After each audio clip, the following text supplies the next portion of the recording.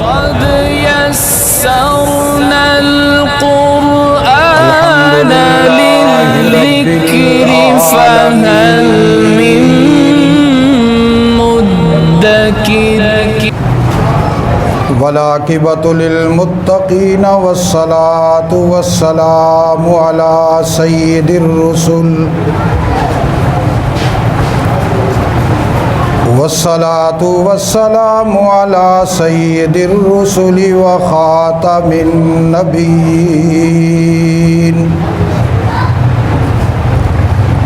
وعلی آلہ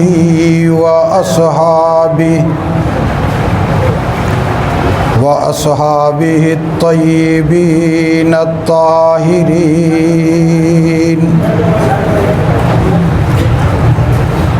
لا سيما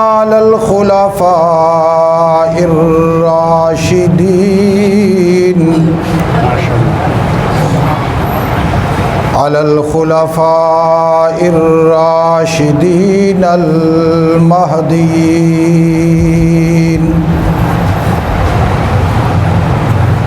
ولعنة الله على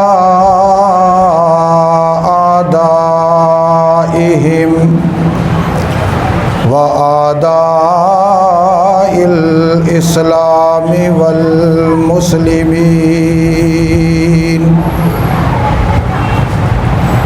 أما بعد أعوذ بالله من الشيطان الرجيم بسم اللہ الرحمن الرحیم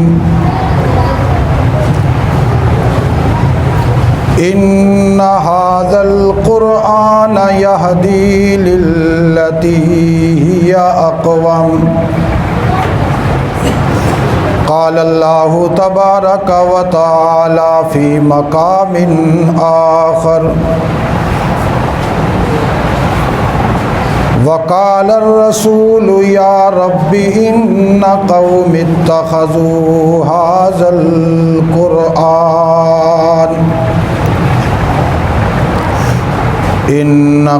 اتخذوا هذا القرآن مهجورا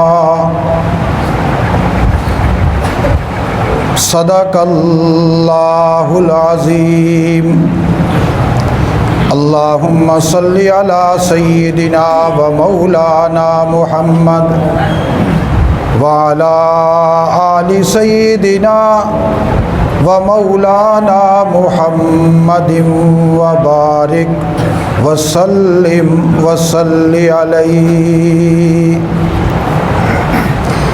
صلاة دائما ابدا ابدا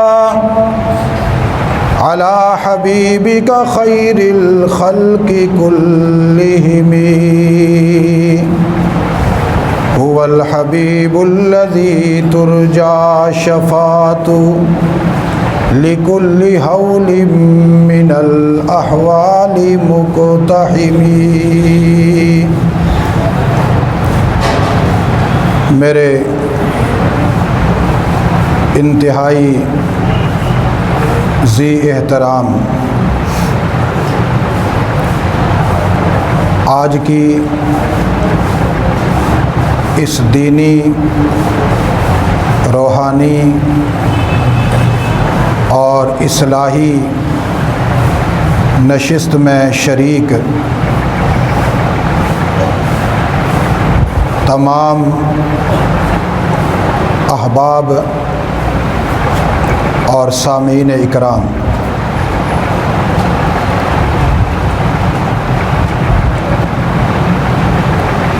میرے انتہائی محترم، محتشم اور معظم ساتھی حضرت مولانا مفتی سید انور شاہ صاحب، جن کا حکم میرے لیے آپ حضرات کے سامنے حاضری کا سبب بنا۔ دعا ہے رب ذوالجلال کے دربار لجپال میں وہ ہم سب کا یہاں آنا قبول فرمائے۔ چونکہ یہ نشست قرآن کی نسبت سے قائم ہے، ماہ رمضان جس میں اللہ کے حکم کے پیش نظر تمام اہل ایمان اور اہل ایقان والاسلام انتہائی جذبے ایثار قربانی کے ساتھ روزوں کا بھی اہتمام کرتے ہیں اور ساتھ ہی نماز تراویح میں قرآن سننے کا اہتمام کرتے ہیں۔ آپ حضرات کی پیشانیاں اور چہرے اس بات کی عکاسی کر رہی ہیں کہ وہ جذبہ، وہ ولولہ جو قرون اولیٰ کے مسلمانوں کے قلب و جگر میں ماہ رمضان میں تراویح کی صورت میں قرآن سننے کا تھا، وہ آج آپ کے سینے میں بھی موجود ہے۔ اللہ اس جذبے کو جب تک ہم زندہ ہیں ہمارے دلوں میں جاری و ساری رکھے اور ہمیں اس سے محروم نہ کرے۔ اگر کوئی انسان اس سے محروم ہو جائے تو اس سے بڑھ کر اس کے لیے اور کوئی بدبختی نہیں کہ اس ماہ میں، جس ماہ میں اللہ اپنے بندوں کی عبادت پر مسکراتا بھی ہے، رشک بھی کرتا ہے اور اپنی رحمت کے دریا بہا دیتا ہے، اس ماہ میں بھی اگر انسان ان عبادات سے جی چراتا رہے تو یہ اس بات کی دلیل ہوتی ہے کہ یہ صاحب ایمان نہیں بلکہ یہ تذبذب کا شکار ہے، اس کے ایمان میں کمزوری اور ضعف ہے کہ جس ماہ میں اللہ اپنی رحمت کے دریا بہا کر اپنے بندوں کو نوازنا چاہتے ہیں، یہ اللہ کی رحمت کے دریا سے بھی محروم رکھتا ہے اپنے آپ کو۔ حضرت سید انور شاہ صاحب نے قرآن پاک آپ حضرات کو سنایا، جیسا میں نے ان سے سوال کیا تو کہا 20 پارے میں نے سنائے، اور ساتھ ہی ایک اور قاری ساجد صاحب نے 10 پارے قرآن سنائے۔ میں جب اس منظر کو دیکھتا ہوں کہ ایک ایک مصلی پر 2 قاری حضرات بانٹ بانٹ کر قرآن سناتے ہیں تو مجھے رشک آنا شروع ہو جاتا ہے کہ میرے محبوب صلی اللہ علیہ وسلم کی کتاب سے مسلمانوں کی محبت کتنی ہے کہ مسلمانوں کی بستیوں میں قرآن کے حافظ اتنے زیادہ ہیں کہ یہاں قرآن سنانے کے لیے بھی حصے تقسیم کرنے پڑتے ہیں، آدھا ایک سنائے گا آدھا دوسرا سنائے گا۔ یہ اعزاز بھی میرے آقا صاحب ختم نبوت صلی اللہ علیہ وسلم کا ہے۔ رات میں بھی جس مسجد میں میرا بیان تھا وہاں پر بھی 2 قاریوں نے مل کر قرآن سنایا، اور میں ابھی میرے بیٹے کا ختم قرآن تھا، میں نے اس کی دعا نہیں کروائی، میں نے ان سے کہا تھا دعا کروا کے آؤں گا لیکن جب مجھے پتہ چلا کہ ادھر کام خراب ہو رہا ہے تو میں وہیں چھوڑا۔ چھوٹے بھائی ان کو میں نے کہا کہ آپ دعا بھی کروا دینا، بیان بھی کر دینا، میں وہاں جا رہا ہوں۔ بس بھیتر سے سلام پھیرا اور سیدھا گاڑی میں بیٹھا اور آپ کی طرف روانہ ہوا۔ یہ جو قرآن پاک ہے، اس کا ایک تو ہمارا ذوق، ولولہ، جذبہ ماہ رمضان میں سننے اور سنانے کا ہے۔ یہ جو ہم ماہ رمضان میں قرآن سنتے ہیں، سناتے ہیں، سننے کا ذوق رکھتے ہیں، یہ معمولی سا کام نہیں، یہ وہ کام ہے جو خود رسول اللہ کیا کرتے تھے۔ اور رسول اللہ صلی اللہ علیہ وسلم کس طرح کرتے تھے؟ ماہ رمضان آتا، جبریل اللہ سے کہتا اللہ مجھے اجازت دو، میں مدینے جانا چاہتا ہوں۔ اللہ کو تو پتہ ہے، اللہ پوچھتے جبرائیل کیا عرش کے جلوے اور اس کے ارد گرد گھومنا اور میری تسبیحات میں مزہ نہیں جو مدینہ جانا چاہتے ہو؟ جبریل عرض کرتا ہے اللہ تسبیح تو تیری میں کرتا ہوں، اس میں مزے ہی مزے ہیں۔ ماہ رمضان آ گیا، تیرا محبوب انتظار کر رہا ہے، میں مدینے میں جاؤں گا، تیرا محبوب مجھے قرآن سنائے گا، میں اس کو قرآن سناؤں گا۔ اور وہاں پر بیٹھ کر امام الانبیاء اور میں امام الملائکہ، ہم دونوں مل کر تیرا کلام ایک دوسرے کو سنائیں گے، دور کریں گے، وہ مجھے سنائیں گے، میں ان کو سناؤں گا۔ یہ تسبیح بھی تیری ہوگی، تعریف بھی تیری ہوگی، مدح بھی تیری ہوگی۔ اللہ کہتے ہیں جبرائیل جلدی جا، تیرے ذوق اور اپنے محبوب کے ذوق کو دیکھ کر میں نے بھی فیصلہ کر دیا، جو طریقہ تم مدینے میں اپناؤ گے میں قیامت تک اپنے محبوب کی سنت جاری کر دوں گا۔ 15 صدیاں گزر جائیں گی، اس کے باوجود جنہوں نے نہ میرے محمد کو دیکھا، نہ مجھے دیکھا، نہ تجھے دیکھا، تمہارے طریقے پر وہ بھی ماہ رمضان میں یوں ہی قرآن سنتے جائیں گے، سناتے جائیں گے۔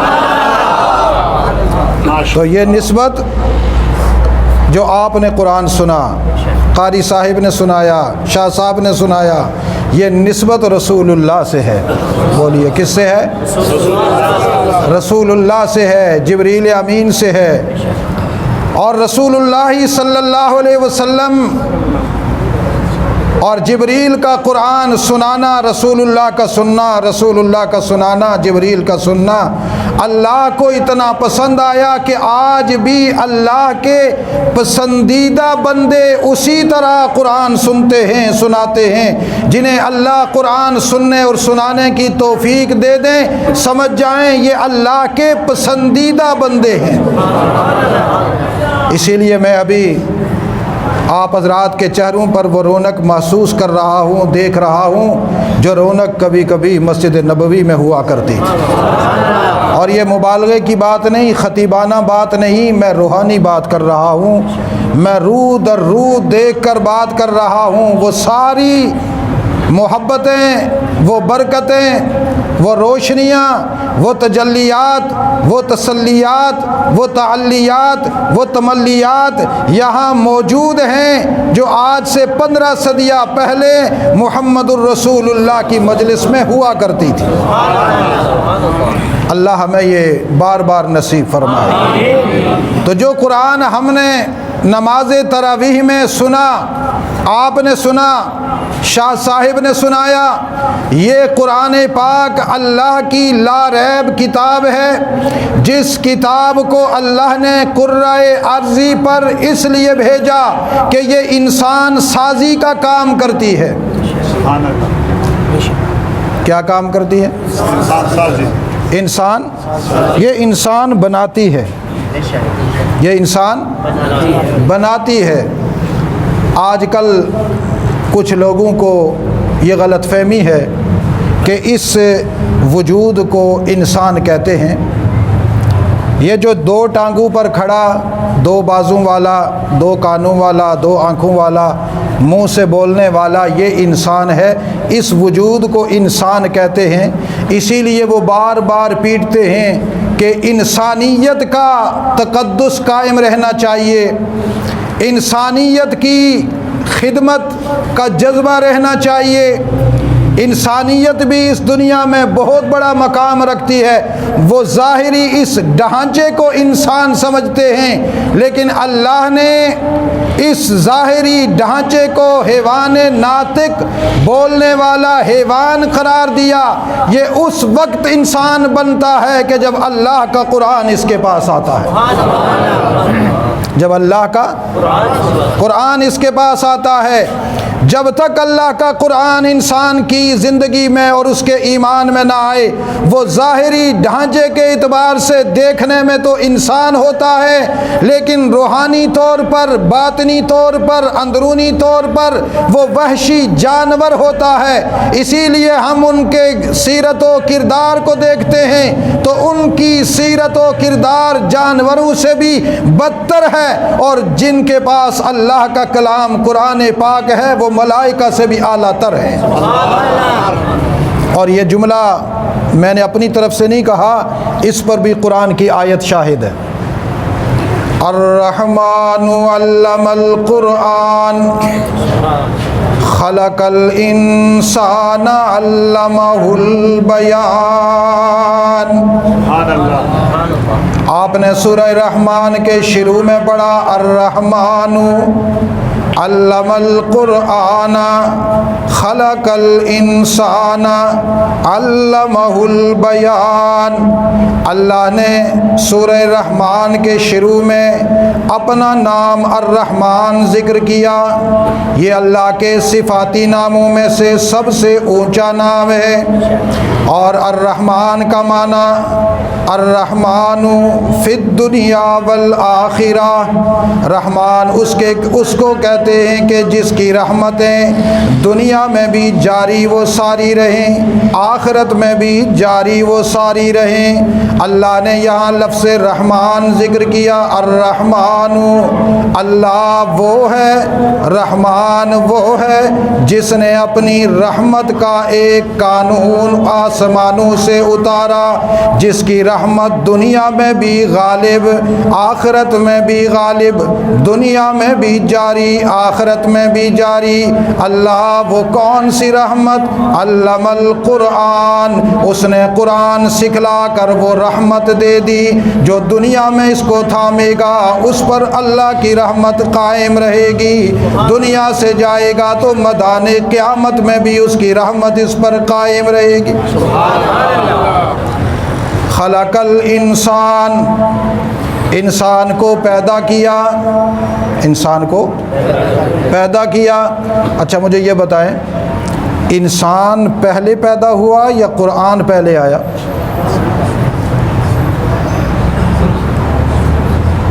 انسان پہلے پیدا ہوا یا قرآن پہلے آیا؟ انسان پہلے پیدا ہوا۔ جب قرآن آیا اس سے پہلے انسان تھے نا، یا نہیں تھے؟ تھے۔ انسان پہلے پیدا ہوا، لیکن قرآن کا اسلوب یہ کہہ رہا ہے کہ الرحمن علم القرآن خلق الانسان۔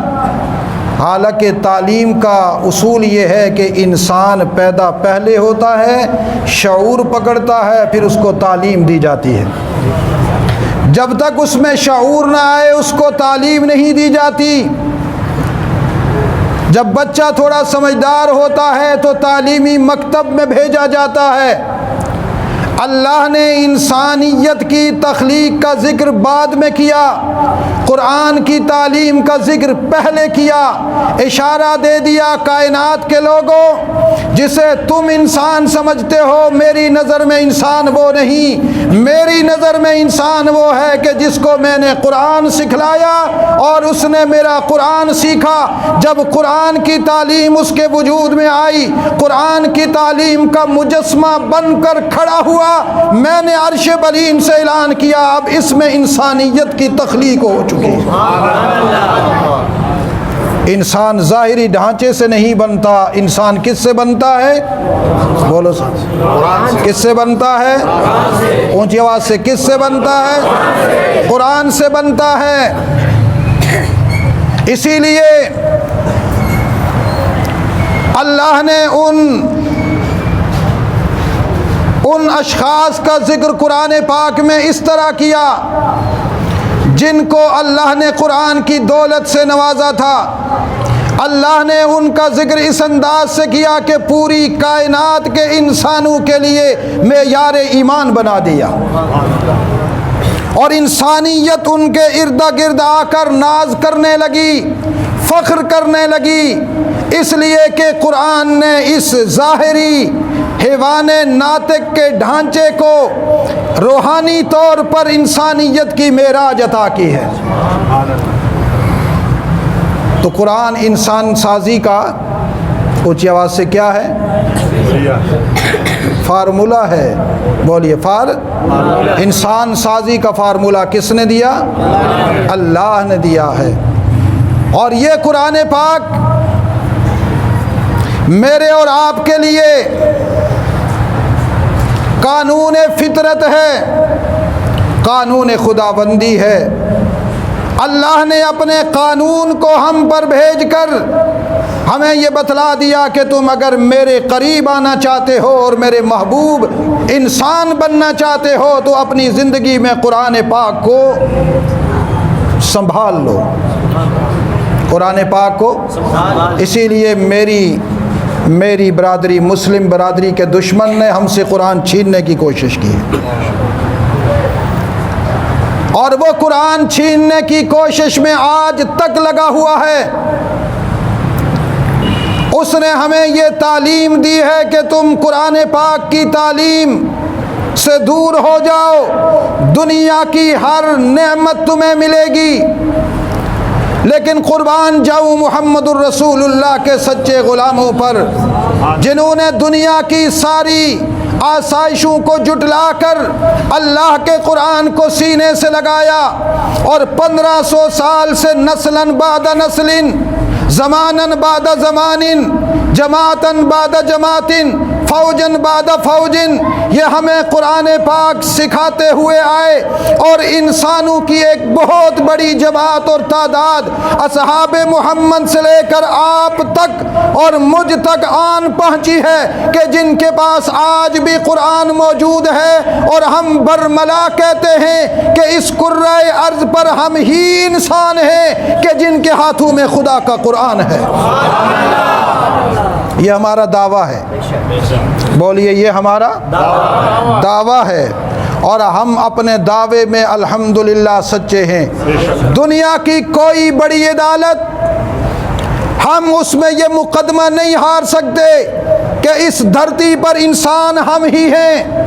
آج دجالی اور طاغوتی طاقتیں ہمیں انسانیت کے سبق سکھلاتی ہیں اور ہمیں بتلاتی ہیں کہ تم انسانیت دشمن ہو، یہ قرآن والے انسانیت دشمن ہیں، یہ دہشت گرد ہیں، ان کے پاس اخوت بھائی چارگی کا کوئی فارمولہ نہیں، کوئی سبق نہیں۔ ہم برملا کہتے ہیں تم تو انسان ہی نہیں، تم انسانیت کی خدمت کیا کر سکتے ہو؟ انسان تو ہم ہیں، ہمارے پاس انسانیت کا فارمولہ موجود ہے۔ امام الانبیاء سیدنا و مولانا محمد الرسول اللہ نے پتھر صفت انسانوں کو موم بنا کر اور ان کو پگھلا کر اتنا بہترین انسان بنایا کہ جن کی انسانیت پر بھی خدا کی قدرت نے بھی ناز کیا ہے اور خدا کی شفقت نے بھی ناز کیا ہے۔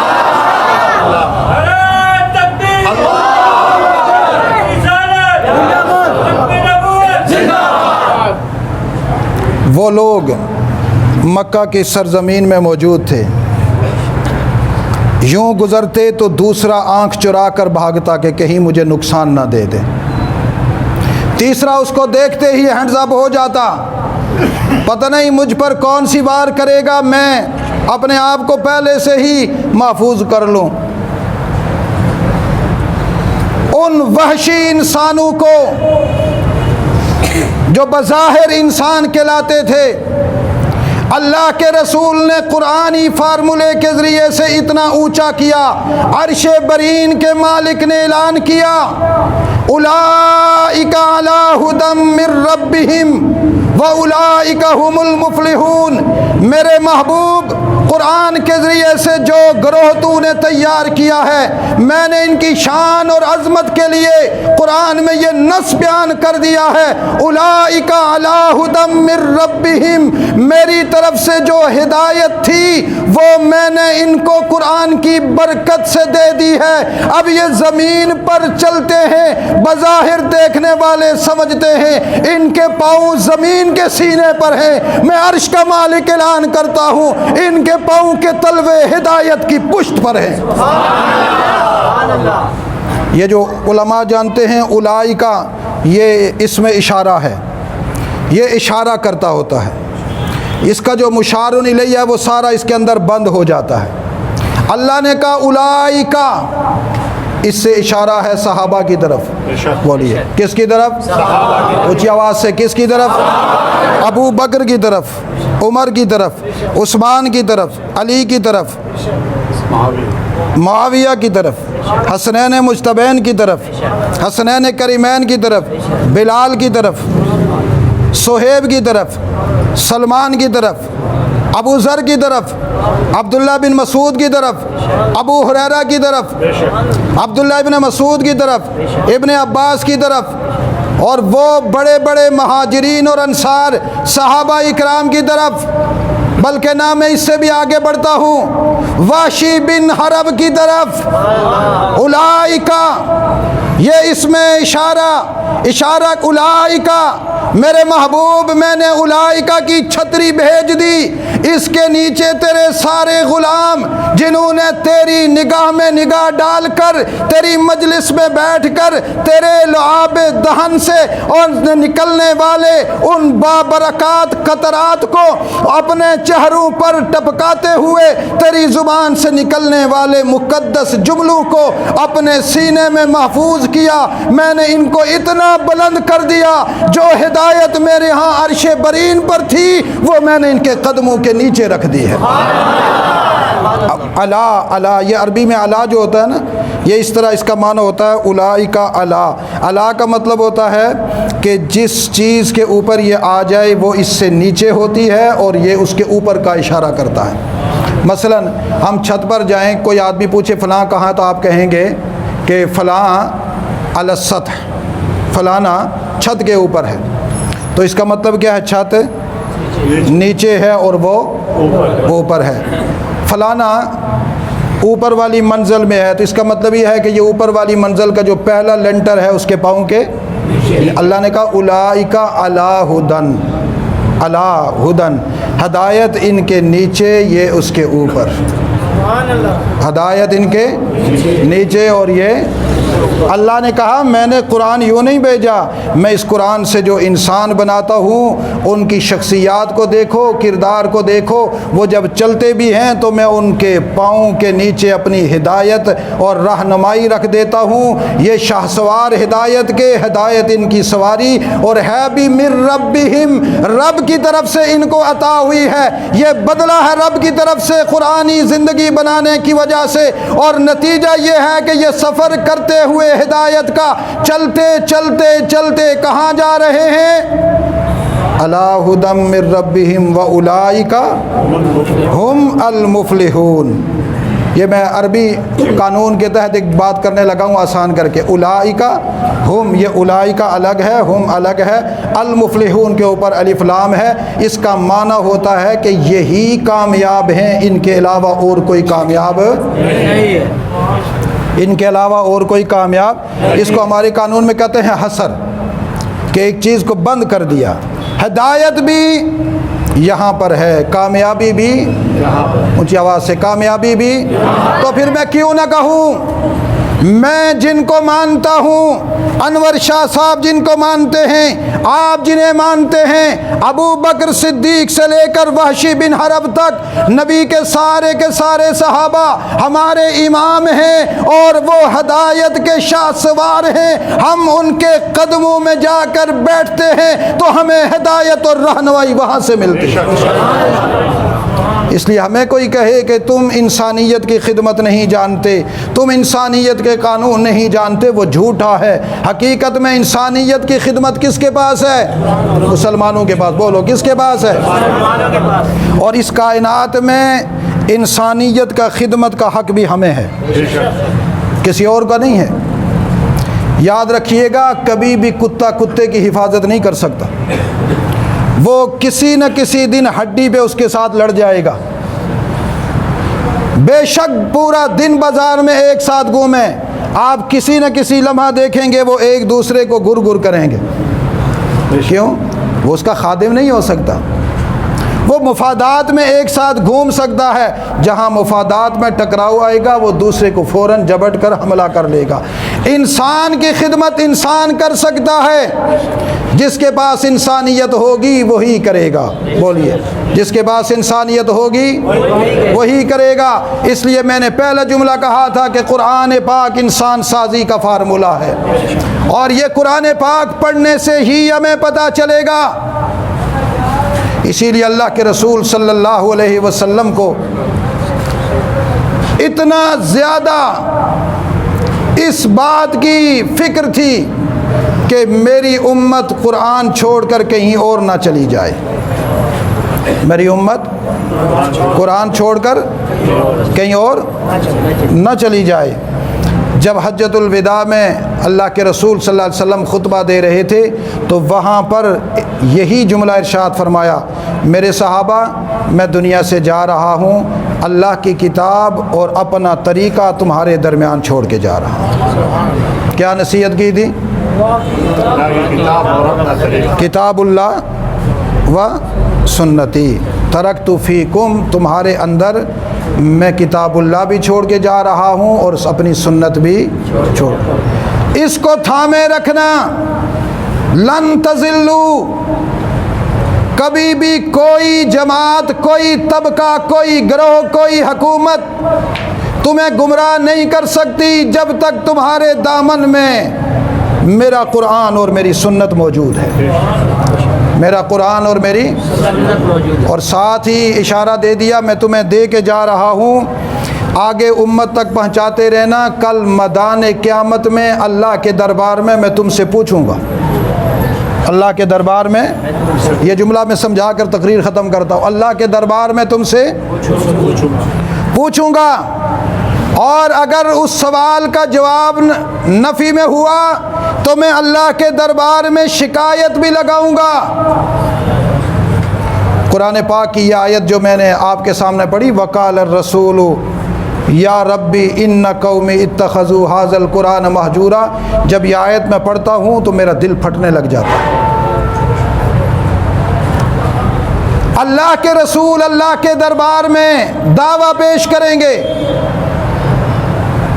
اور اس کے دعوے کے مقابلے میں مدعا علیہم، جن پر رسول اللہ کا دعویٰ ہوگا، وہ کون لوگ ہوں گے؟ حضور کی اپنی امت ہوگی۔ یہ جملہ ذرا غور کیجئے گا۔ آج میرے مسلمان اس امید پر گناہ کرتے ہیں کہ رسول اللہ کی شفاعت ہوگی اور ہم بخشے جائیں گے، رسول اللہ کی شفاعت ہوگی اور ہم، کوئی پوچھے میاں تھوڑا سیدھے ہو، کہتا ہے جی حضور تو ہے نا، حضور ہیں، جب حضور ہیں شفاعت ہوگی ہم بخشے جائیں گے۔ شفاعت کی حدیث تو ہم سب کو یاد ہے، شکایت کی آیت ہمیں نہیں معلوم،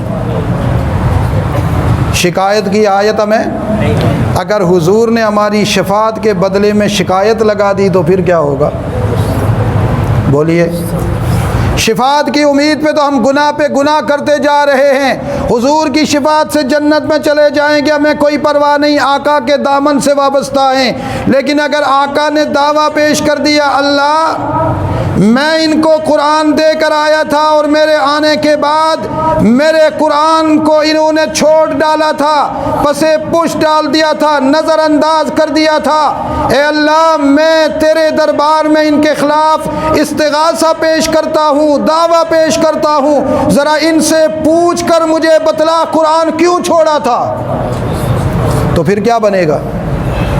قرآن کھول لیجئے، سورہ فرقان کی آیت ہے، وقال الرسول یا ربی، رسول کہیں گے اے میرے رب، ان قومی، یہ جو میری قوم تھی، میں محمد کی قوم، اتخذوا ھذا القرآن مہجورا، انہوں نے قرآن پاک کو پسے پش ڈال دیا تھا۔ کیا ڈالا تھا؟ چھوڑ دیا تھا قرآن۔ اب ہو سکتا ہے کوئی آدمی یہ سمجھے کہ شاید حضور صلی اللہ علیہ وسلم کافروں کے بارے میں دعویٰ پیش کریں گے۔ یاد رکھیے گا، ان قومی، حضور نے کہا، قرآن کا یہ جملہ ہے، قومی سے کفار حضور کی قوم نہیں ہے، حضور کی قوم میں اور آپ ہیں۔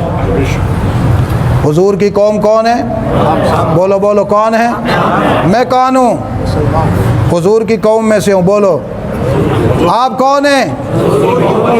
من قوم محمد، ہم حضور کی قوم میں سے ہیں، حضور کی امت میں سے ہیں، حضور کی غلاموں کی جماعت میں سے ہیں۔ ہمارا دعویٰ ہے حضور ہمارے ہیں، ہم فخر سے کہتے ہیں حضور ہمارے ہیں، بلند آواز سے کہتے ہیں حضور ہمارے ہیں، ہم بڑے فخر ناز کے ساتھ کہتے ہیں حضور ہمارے آقا ہیں، ہم ان کے غلام ہیں، ہمیں حضور کی غلامی پر ناز ہے۔ ساری کائنات کی نعمتیں، ساری کائنات کی آسائشیں، ساری کائنات کی برکتیں، ساری کائنات کے اقتدار اگر ہمیں کوئی لا کر دے دے اور ہمیں کہے کہ حضور کی غلامی کو چھوڑ کر اس کو اپنا لو، ہم حضور کی غلامی پر فخر کرتے ہیں اور اس پر اپنے آپ کو باعث مقدر سمجھتے ہیں، باعث سعادت سمجھتے ہیں، دنیا کی ہر نعمت کو پاؤں کی نوک سے ٹھکراتے ہیں۔ کیوں؟ آج لوگ یہ بھی کہتے ہیں جی ہم غلام نہیں آزاد ہیں۔ یہ نعرہ آپ نے سنا یا نہیں سنا؟ جی ہم کوئی غلام ہیں؟ ہم کون ہیں؟ آزاد ہیں۔ اور میں آپ کو کہتا ہوں یہ جملہ بڑا خطرناک ہے، ہم آزاد نہیں ہیں، یہ جھوٹ ہے، ہم آزاد ہیں۔ آزادی کے نام پر ہمیں دجالیت پلائی جا رہی ہے، آزادی کے نام پر ہمیں طاغوتیت پلائی جا رہی ہے، الحاد پلایا جا رہا ہے، زندقہ پلایا جا رہا ہے، زنادقہ میں داخل کیا جا رہا ہے۔ ہم غلام ہیں اور ہمارے سردار کا نام ہے محمد الرسول اللہ۔ سارے بولو، ہمارے آقا کا نام کیا ہے؟ ہوگا کوئی کسی کا غلام جس کی غلامی پہ اس کو ناز ہو، ہمیں تو ناز ہے آقا کی غلامی پر، اور ہم پابند ہیں اپنے نبی کے، ایک ایک جملے میں پابند ہیں، ایک ایک اشارے میں پابند ہیں۔ ہم سے کوئی پوچھے تم آزاد قوم ہو، ہم کہتے ہیں نہیں، ہم آزاد قوم نہیں، ہم غلام قوم ہیں۔ کس کے غلام ہو؟ محمد الرسول اللہ کے غلام ہیں۔ اور کائنات کے لوگوں، اتنا عظیم الشان آقا تم بھی تو لا کر دکھلاؤ جو ہمارے آقا کا مقابلہ کر سکے۔ ہم تو اس آقا کے غلام ہیں کہ جس کے قدموں میں کوثر لٹائی گئی ہے، جس کے قدموں میں جنت لٹائی گئی ہے، جس کے قدموں میں خدا کی مسکراہٹ پائی گئی ہے، جس کے قدموں میں خدا کے رضوان کے جام کے پیالے تقسیم کیے گئے۔ غلام ہے، غلام ہے، رسول کے غلام ہے، غلام ہے، غلام ہے، رسول کے غلام ہے، غلام یہ رسول میں بہت بھی قبول ہے، جو ہو نہ عشق مصطفیٰ زندگی فضول ہے، غلام ہے، غلام ہے، رسول کے غلام ہے۔ تو اب ہم سے کوئی پوچھے کہ ہم کون ہیں تو کیا کہیں گے؟ اونچی آواز سے کیا ہیں؟ ہماری پیشانی پہ لکھا ہے ہم غلام ہیں، ہمارے دل میں لکھا ہے ہم غلام ہیں، ہماری زبانوں سے اظہار ہے ہم غلام ہیں، لیکن ہم جس کی غلامی کرتے ہیں اس آقا کی غلامی میں دنیا کی ساری آزادیاں قربان ہیں۔ کیوں؟ اس لیے کہ اس آزادی میں جتنی بادشاہت ہے، اس کی غلامی میں جتنی بادشاہت ہے، دنیا کی آزادیوں میں سوائے جہنم کے اور کچھ بھی نہیں ہے۔ اب جو میں بات کر رہا تھا، ہم حضور کے پابند بھی ہیں، حضور کے غلام بھی ہیں، ہم حضور کی قوم ہیں، ہم حضور کی. میں اپنے نوجوانوں سے کہا کرتا ہوں، تم سے کوئی پوچھو نا کہ کون ہو تو کہا کرو میں محمدی ہوں. کیا کہا کرو؟ یہ نہ کہا کرو کہ جی میں بدخشانی ہوں، میں سواتی ہوں، میں ہزاروی ہوں، میں پنڈوی ہوں، پٹھواری ہوں، پنجابی ہوں، سندھی ہوں. نہیں، میں کون ہوں؟ محمدی ہوں. میری پہچان ہے محمد. میں اسی فخر اور ناز کے ساتھ جینا چاہتا ہوں، اسی عنوان اور ٹیگ کے ساتھ مرنا چاہتا ہوں. قبر میں بھی فرشتے آئیں تو مجھے کہیں اور محمد کے غلام ذرا اٹھ، تجھ سے کچھ سوال کرنے ہیں. اور تجھ سے کوئی سوال کرنے ہیں. فرشتے فارمیلٹی پوری کرنے کے لیے آئیں، اللہ کہے فرشتوں ذرا ہاتھ اولا رکھنا، یہ میرے محمد کا غلام ہے. بس صرف جملہ نکالو. فرشتے بھی جملہ نکالنے نہ لگیں، اللہ پہلے سے میری اور آپ کی مدد فرما دیں کہ جو یہ سوال کرتے ہیں میرے بندے، جواب یہ ہے. کیوں؟ اس لیے کہ تو میرے محمد کا غلام ہے. اللہ ہمیں جواب بتلائے. اور یہ تبھی ہوگا کہ جب ہم دنیا میں اپنے آقا کی غلامی پہ کیا کریں گے؟ ناز کریں گے. ہم حضور کی قوم ہیں، حضور اپنی قوم کی شکایت لگائیں گے کہ میری اس قوم نے قرآن چھوڑ دیا تھا، قرآن چھوڑ دیا تھا. اب میں اس پر 2-4 جملے کہہ کر اجازت چاہوں گا. تھکے تو نہیں ہیں؟ نہیں تھکے؟ آپ نہیں تھکے، باقی تو لگ رہے ہیں. اب دیکھیے، قرآن پاک کا ایک مرحلہ یہ ہے کہ قرآن سنا جائے، قرآن سنایا جائے. قرآن سنا جائے، سنا جائے، سنایا جائے. نمبر 2، قرآن کے معانی اور مفاہیم سمجھے جائیں. نمبر 2، قرآن کے معانی اور مفاہیم، قرآن کا معنی اور مفہوم ہمیں معلوم ہو. نمبر 3، قرآن پاک کا جو معنی اور مفہوم ہمیں معلوم ہو اس پر عمل کیا جائے. اس پر کیا کیا جائے؟ عمل کیا جائے. نمبر 4، عمل کرنے کے بعد اپنی معاملاتی زندگی میں اسی قرآن پاک کو جج اور فیصل مانا جائے. جج اور فیصل مانا جائے. نمبر 5، اپنی تمام بیماریوں کے لیے شفا قرآن کو سمجھا جائے. تمام بیماریوں کے لیے شفا کس کو سمجھا جائے؟ کتنے درجات ہو گئے؟ کتنے ہو گئے گنو ذرا. نمبر 1، قرآن پڑھا جائے، قرآن سنا جائے. قرآن پڑھا جائے، قرآن کے حلقے لگیں، قرآن پڑھنے والے بیٹھے ہوئے ہوں، قرآن پڑھانے والے بیٹھے ہوئے ہوں. عشاء کی نماز ہو، مقتدی حضرت انور شاہ صاحب سے کہیں حضرت جا نہیں سکتے، ہمیں ذرا 10 آیتیں ترجمہ سکھا کر جائیں. ہمیں 2 آیتیں قرآن کی صحیح کروا کے جائیں گے. ہم اپنے مسجد کے امام صاحب کے ارد گرد چمٹ جائیں، سارے مشاغل قربان کر کے ہمیں 2 آیتیں قرآن کے الفاظ سیدھے کروا دیں. یہ قرآن پڑھا جائے، سنا جائے. بولیے، قرآن پڑھا جائے، سنا. قرآن پڑھا جائے، سنا جائے، اس پر امت کا بڑا طبقہ عمل کر رہا ہے، بڑا طبقہ. لیکن جب بات آتی ہے نا دوسرے مرحلے پر کہ قرآن کا معنی سمجھا جائے اور اس کا مفہوم سمجھا جائے، مطلب اللہ ہم سے کیا کہتا ہے؟ اللہ ہم سے کیا کہتا ہے؟ کسی کو معلوم ہے؟ آپ نے کبھی اللہ سے بات کی؟ اللہ نے آپ سے کبھی بات کی؟ ہاں، آپ کوئی بتا دینا. آپ نے کبھی اللہ سے بات کی؟ ہاں؟ اور دن میں 5 دفعہ ہم اللہ سے بات کرتے ہیں، اللہ سنتا ہے. اور جب قرآن پڑھا جاتا ہے تو اللہ ہم سے باتیں کرتا ہے، ہم سنتے ہیں. اللہ نے کہا میرے اور آپ کے درمیان فاصلہ بڑا ہے، تم بظاہر دیکھتے ہو، اللہ نظر نہیں آتا، پتہ نہیں کتنا فاصلہ ہے، فاصلے کی ضرورت ہی نہیں. جب تمہارا جی چاہے مجھ سے بات کرنے کے، ذرا اللہ اکبر کہہ کر کھڑے ہو جاؤ، جی بھر کے مجھ سے باتیں کرو. اور جب تمہارا دل کرے کہ اللہ مجھ سے باتیں کرے، سرگوشیاں کرے، مجھ سے گفتگو کرے، میں اللہ کی باتوں سے محظوظ ہو جاؤں، پھر قرآن کھول کر بیٹھ جاؤ، آیت آیت میں، جملے جملے میں، لفظ لفظ میں، حرف حرف میں، لائن لائن میں، ایک ایک صفحے میں، ہر جگہ پر میں تم سے بات کرتا ہوں، خطاب کرتا ہوں، میرے کلمات کی لذت محسوس کرنی ہے، قرآن پڑھنا شروع کر دو، اور مجھے کچھ سنانا ہے تو نماز پڑھنی شروع کر دو۔ اب عجیب بات یہ ہے کہ اللہ ہم سے بات کرتا ہے، ہمیں پتہ نہیں کیا کہتا ہے۔ ہم اللہ سے بات کرتے ہیں، پھر بھی ہمیں پتہ نہیں ہوتا ہم اللہ کو کیا کہہ رہے ہیں۔ دنیا کا یہ واحد آپس کا مکالمہ ہے، باتیں ہیں کہ جو کہنے والا کہہ رہا ہے اس کو پتہ نہیں کہ میں کیا کہہ رہا ہوں۔ گونگا جو ہوتا ہے نا، گونگا بہرا، وہ بھی جب بات کرتا ہے تو اس کو پتہ ہوتا ہے کہ میں کیا کہہ رہا ہوں، لیکن ہم نمازی نماز پڑھتے ہوئے ہمیں پتہ نہیں ہوتا کہ ہم اللہ کو کیا کہہ رہے ہیں۔ اور اگر گونگے بہرے کو بھی اشارہ کر دو تو وہ جو بندہ نہیں بھی کسی کو سمجھا سکتا، اس کے اشاروں سے پھر بھی وہ بہرا کچھ نہ کچھ سمجھ جاتا ہے کہ مجھے یہ کیا کہہ رہا ہے۔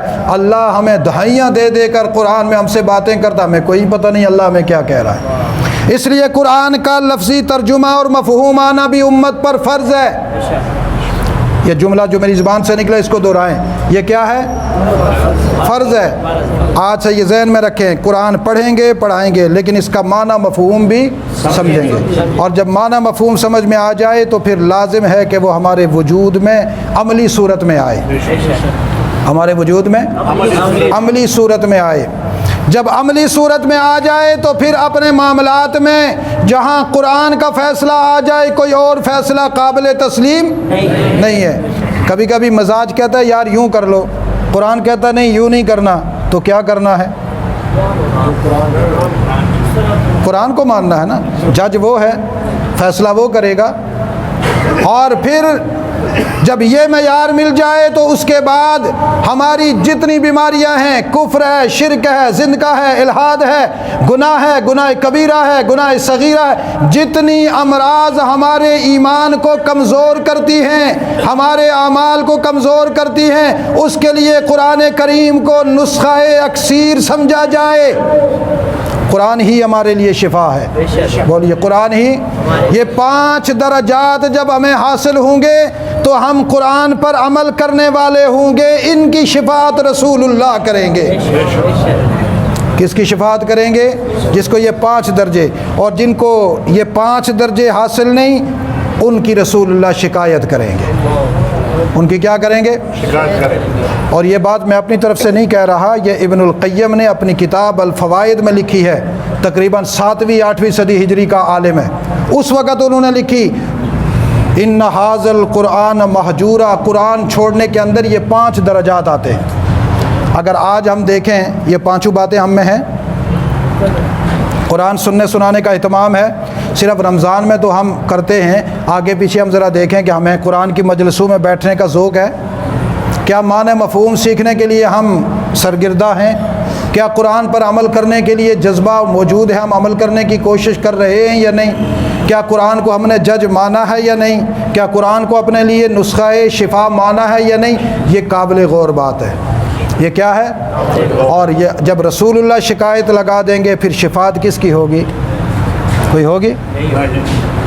ایک امید ہے ہمیں رسول اللہ کی شفاعت کی، لیکن اگر رسول اللہ بھی شکایت لگا جائیں گے تو پھر نتیجہ سوائے جہنم کے اور کچھ بھی نہیں۔ اس لیے میرے عزیز دوستو، آج کی نشست کا خلاصہ لے کر جائیے کہ آج کی نشست میں ہم نے یہ سبق سمجھا ہے کہ قرآن انسان بناتا ہے، قرآن انسان بناتا ہے، اتنے معیاری انسان بناتا ہے کہ اللہ ان کی انسانیت پر ناز کرتا ہے۔ نمبر 2، قرآن کو چھوڑنے کی سزا، سب سے بڑی سزا یہ ہے کہ جو شفاعتوں کا مجسم، رحمتوں کا مجسم نبی امام الانبیاء صلی اللہ علیہ وسلم جو قرآنی زندگی کو چھوڑ دیں گے، اللہ کے دربار میں وہ رسول اللہ ان کی شفاعت نہیں کریں گے، شکایت لگائیں گے۔ اللہ ہمیں محفوظ فرمائے، اللہ ہمیں۔ اب قرآن پاک کے ساتھ تعلق جوڑنے کے لیے اس کا ہونا ضروری ہے۔ کس کا ہونا ضروری ہے؟ کوئی اور کام تو نہیں؟ کوئی اور کام تو نہیں ہے اس کے علاوہ؟ قرآن پاک کو ہم اپنے زندگی میں لائیں۔ اب میں آخری بات کر رہا ہوں اور اس کا انتہا کرنے کے لیے، ایک ہوتا ہے قرآن یہاں سے پڑھنا زبان سے، ایک کہاں سے پڑھتے ہیں؟ زبان۔ ایک ہوتا ہے دل سے پڑھنا، ایک ہوتا ہے روح سے پڑھنا۔ ادھر دیکھو میری طرف، زبان سے پڑھنا، دل سے پڑھنا، روح سے پڑھنا۔ یہ جو زبان سے پڑھتے ہیں یہ قرآن بہت سارے لوگوں نے پڑھا ہے۔ یہ قرآن عبداللہ ابن ابی بھی پڑھتا تھا، یہ مفتی انور شاہ صاحب سے پوچھ لیں، زبان سے وہ بھی پڑھتا تھا، حضور کی مجلس میں پڑھتا تھا، مسجد نبوی میں پڑھتا تھا۔ اور وہ عبداللہ ابن سبا جو حضرت عثمان کے زمانے میں آیا تھا وہ پڑھتا ہی قرآن رہتا تھا، لیکن پڑھتا زبان سے تھا۔ عبداللہ بن ابی ہو یا عبداللہ بن سبا ہو، منافقین کے دو بڑے گرو گنٹال، یہ زبان سے قرآن پڑھتے تھے، دل سے قرآن۔ مسلمان کے لیے شرط یہ ہے کہ وہ قرآن کا تلفظ تو زبان سے کرے لیکن ادا دل سے کرے۔ ادا کہاں سے کرے؟ دل سے۔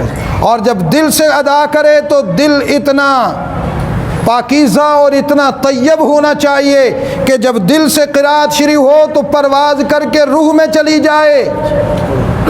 کہاں چلی جائے؟ روح میں چلی جائے۔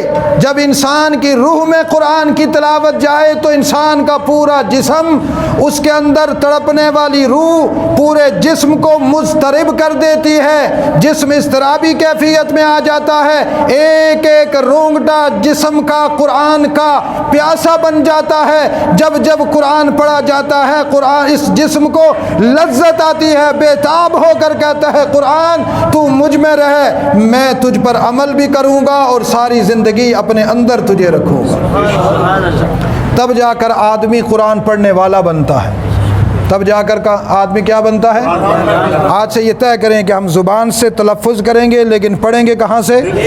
دل سے، اور دل سے اس کو گزار کر کہاں لے جائیں گے؟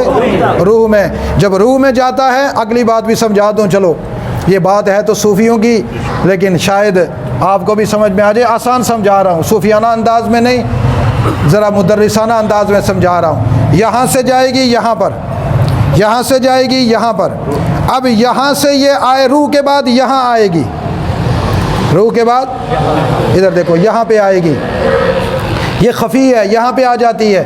جب روح پاکیزہ ہوگی تو فوراً یہاں، پھر اس آدمی کو ہر وقت اللہ کے سامنے جھکنے کی لذت محسوس رہتی ہے، بےتاب رہتا ہے کب وقت آئے اللہ کے سامنے جھکوں، یہ جگہ متعارف، یہ فوراً باغ باغ اللہ کے سامنے جھکوں، کب وقت ہو نماز پڑھوں، کب وقت ہو نفل پڑھوں، میں ہر وقت اللہ کے سامنے کیوں نہ جھکوں۔ اور پھر جب یہاں یہ سجدے کے مقامات اس کو حاصل ہوتے ہیں، یہاں سے چلی جاتی ہے اخفا میں، ادھر چلی جاتی ہے، جب یہاں سے یہاں پرواز کرتی ہے، اللہ کا عرش، وہاں سے انوارات سیدھے یہاں پر پڑتے ہیں اور پورے جسم کو یہ ڈھانپ لیتی ہے۔ پھر ہر وقت انسان کا جسم اللہ کی یاد میں مشغول رہتا ہے، اللہ کی یاد میں ڈوبا رہتا ہے۔ لوگ کہتے ہیں میاں کدھر جا رہے ہو، اس کو کچھ سمجھ نہیں آ رہی ہوتی، اس کا دل بھی کہہ رہا ہوتا ہے اللہ، اس کی روح بھی کہہ رہی ہوتی ہے اللہ، اس کی پیشانی بھی کہہ رہی ہوتی ہے اللہ، اس کا دماغ بھی کہہ رہا ہوتا ہے اللہ، اس کا وجود بھی کہہ رہا ہوتا ہے اللہ، اس کا پورا جسم کہہ رہا ہوتا ہے اللہ اللہ اللہ اللہ اللہ اللہ اللہ اللہ لا الہ الا اللہ۔ پھر یہ بندے کو یہ مقام حاصل ہوتا ہے۔ جب یہ مقام حاصل ہوتا ہے تو اللہ فرشتوں کو کہتے ہیں فرشتوں کاغذ قلم اٹھاؤ جلدی سے، اللہ اٹھائی ہوئی ہے، اللہ کہتے ہیں اب چونکہ اٹھائی ہوئی تو ہوتی ہے، اللہ اپنی قدرت میں ایک سرور لینے کے لیے کہتے ہیں جلدی لاؤ، لکھو، کیا لکھوں؟ فلاں پیر بدائی کے علاقے کے قریب وہاں کا ایک مولانا مفتی انور شاہ کشمیری کی مسجد، انور شاہ صاحب کی مسجد کا ایک نمازی فقیر میلا کچیلا، دیکھو میرا دیوانہ بنا ہوا ہے، اس کے لیے لکھ دو، اس کو مقام ابدیت حاصل ہو گیا۔ اس کو مقام اور یہ انسان کی معراج ہے. مقام ابدیت انسانیت کی کیا ہے؟ بولیے. مقام ابدیت انسانیت کی معراج ہے. شیطان ہم سے انسانیت کی معراج چھیننا چاہتا ہے. میرے نبی نے انسانیت کی معراج ہمیں دی، لہٰذا ہم قسم کھاتے ہیں اللہ کے نبی آپ کی ختم نبوت کو گواہ بنا کر کہتے ہیں آپ نے جو معراج ہمیں دی تھی ہم اس معراج کو اپنے وجود سے جانے نہیں دیں گے. بولو جانے نہیں دیں گے انشاءاللہ. طاغوت آ جائے، دجال آ جائے، صہیونی طاقتیں آ جائیں، یہود آ جائیں، نصارہ آ جائیں، ان کے کرندے آ جائیں، منافقین آ جائیں، جو مرضی آ جائیں، ہمارا وجود خدا کا ہے. اس میں طریقہ مصطفیٰ کا ہے. ذکر رہے گا تو خدا کا رہے گا، تذکرہ رہے گا تو مصطفیٰ کا رہے گا. اللہ تعالی ہمیں عمل کی توفیق نصیب فرمائے. اللہ تعالی ہمیں قرآن سے وابستگی نصیب فرمائے اور ہمیں ہماتن ہر وقت اپنا اور اپنے نبی کا دیوانہ بنا کر رکھے. وآخر دعوانا ان الحمدللہ.